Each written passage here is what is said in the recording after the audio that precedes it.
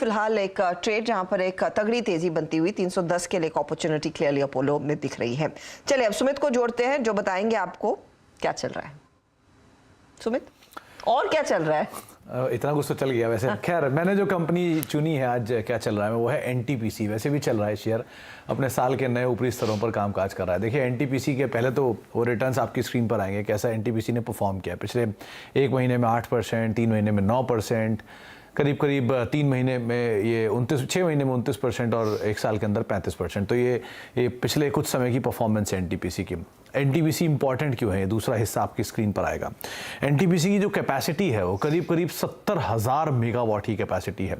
इस देश की कुल कैपेसिटी का, भारत की कुल कैपेसिटी का जो 20% हिस्सा है वो अकेला एनटीपीसी लेके आता है। तो इसकी 70,000 की जो कैपेसिटी वाली प्लेट लेकर है डॉक्टर साहब, उसमें 70,000 मेगावाट की कैपेसिटी है खाली एनटीपीसी की। इस कैपेसिटी के अलावा बाकी अगर पावर कंपनीज को देखेंगे उसमें आती है Tata power, Adani power second number पे करीब 17,000 मेगावाट की कैपेसिटी, टाटा पावर करीब 13,500 मेगावाट की कैपेसिटी। उसके अलावा जेएसडब्ल्यू एनर्जी और टोरेंट पावर, ये 5 पावर प्रोड्यूसर्स टॉप जिनका नाम यहाँ पे शुमार। और आप अंतर देख सकते हैं कि पहले बाकी 4 को अगर मैं जोड़ दूंगा तो उससे ज़्यादा भी एनटीपीसी अकेला खड़ा हुआ। तो इस तरह की मासिव कैपेसिटी है। चल क्यों रहा है, कुछ पॉइंटर आपकी स्क्रीन पर आएंगे। पहला, जिन्होंने इनको झबुआ प्लांट जो है वो मिला है, जिनसे इनकी कैपेसिटी में 700 मेगावाट के आसपास एक नया एडिशन इनके प्लांट में होता हुआ दिखाई पड़ा। तो वो इनकी नई कैपेसिटी इसको फर्दर ऐड हुआ है। 925 करोड़ रुपए में एनसीएलटी में गई हुई डील थी जो कि इनको मिला है। तो 600 मेगावाट यहाँ से मिल गया, तो इसके मतलब 70,000 मेगावाट के आसपास ही कैपेसिटी पहुँच गई। इसके अलावा 2-3 और इंपॉर्टेंट आस्पेक्ट में, एक जो एनटीपीसी के पास कैप्टिव कोल माइन है उसका प्रोडक्शन करीब 62% बढ़ा है और कोल के प्राइसेस भी तेजी में है, तो रियलाइजेशन इनके लिए बेटर साइड पर आता हुआ दिखाई पड़ रहा है।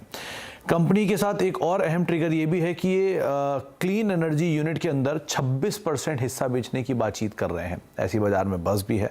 और यहाँ पर ब्रूकफील्ड और साथ साथ कुछ और बड़े नाम जो हैं वो इस ग्रीन एनर्जी के अंदर शायद आते हुए दिखाई पड़ सकते हैं, खरीदारी कर सकते हैं। ऐसी बाजार के अंदर बज़ बनी हुई है, तो वो भी एक बड़ा ट्रिगर बन के सामने आ रही है।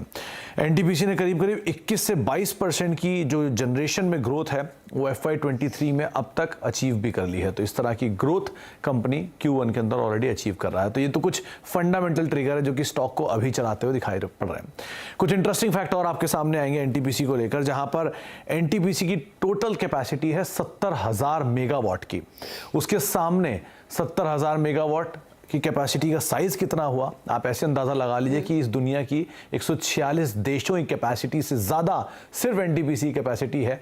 और उनके अलावा कुछ और अगर बड़े प्रोमिनेंट देशों की बात करें जो हमारे पड़ोस में है, तो बांग्लादेश की capacity 25,000 megawatt, Pakistani capacity 40,000 megawatt और श्रीलंका की कैपेसिटी 40,000 मेगावाट। तो श्रीलंका और बांग्लादेश को मिला दूंगा तो अकेले एनटीपीसी बनेगा।